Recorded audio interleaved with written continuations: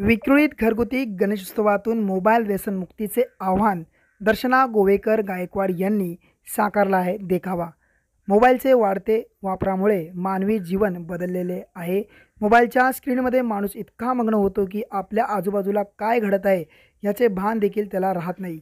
म्हणूनच मोबाईलचा अतिरेक टाळण्यासाठी घरगुती गणेशोत्सवाच्या सजावटीतून विक्रोळीतील दर्शना गोवेकर गायकवाड यांनी संदेशात्मक देखावा साकारला आहे. मोबाईलच्या अतिवापरातून लोकांची सुटका होऊ दे, सामाजिक भान असलेला समाज घडू दे, असे साकडे गणरायाला घालण्यात आले आहे. नमस्कार, मी दर्शना गोवेकर. दरवर्षीप्रमाणे याही वर्षी मी माझ्या देखाव्यातून सामाजिक संदेश देण्याचा प्रयत्न केला आहे. 10-20 वर्षापूर्वीचा कीपॅडवाला मोबाईलचा काळ आणि आताचा स्मार्टफोनचा काळ मी या देखाव्यातून दाखवला आहे. 10-20 वर्षापूर्वीची स्थिती ठीक होती. लोक एकत्र यायची, बोलायची, गप्पा मारायची. आई लहान मुलाला गोष्टी सांगून जेवण बनवायची. मैदानी खेळ व्हायचे, लगोरी, खो-खो यासारखे खेळ देखील खेळले जायचे.